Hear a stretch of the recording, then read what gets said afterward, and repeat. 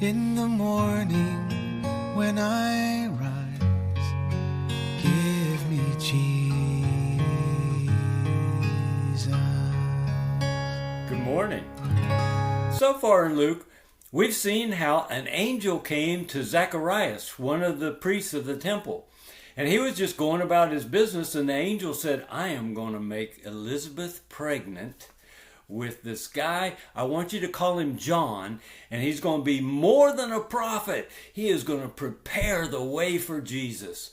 I want you to see how God is so intentional about preparing the way for Jesus. When he comes, I want people to recognize this is the Messiah.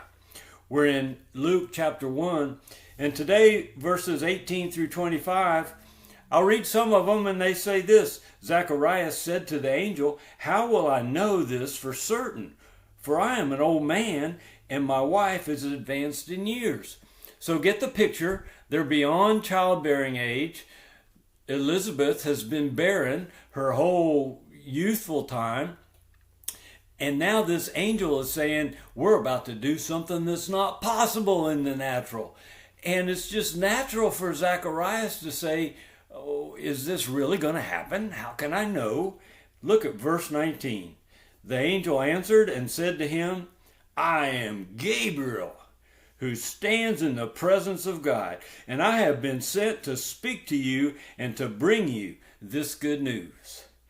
And behold, you shall be silent and unable to speak until the day when these things take place. Why did that happen? Because you did not believe my words, which will be fulfilled in their proper time. See, this is Old Testament. This is Old Covenant. In the Old Covenant, God would exact consequences on disobedience. In the New Covenant, the only obedience issue there is do you believe on Jesus? This would not have happened to Zacharias in the New Covenant. Of course, John the Baptist wouldn't have needed to come to announce the coming of Jesus because he would have already been here. But you can see that because Jesus has not died on the cross, Zacharias' sins had not been paid for completely. And even though God saw him as a righteous man, you remember that, this tiny bit of unbelief, even though it was natural to ask that question, caused a consequence to come. You will be silent. It worked out because it helped to put emphasis on John the Baptist and his role as a forerunner for Jesus.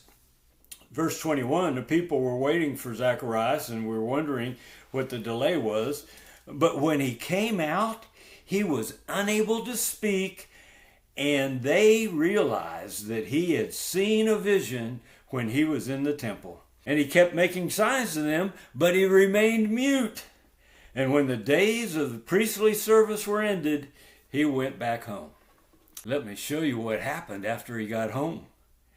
After these days, Elizabeth, his wife, became pregnant, and she kept herself in seclusion for 5 months, saying, this is the way the Lord has dealt with me in the days when he looked with favor upon me, to take away my disgrace among men. See, it was a disgrace back then to be barren, but God dealt favor toward her by giving her a child, even in her old age. And this child is going to prepare the way for Jesus. Oh, God bless you as your heart has been prepared to receive the love of God that's demonstrated in his son Jesus. Do you know that you're forgiven? Do you know that the love of God has been poured out for you? Well, that's why Jesus came. We'll spend some more time in Luke when we get together tomorrow. I look forward to being with you then. Enjoy your day. Give me Jesus. Give me Jesus.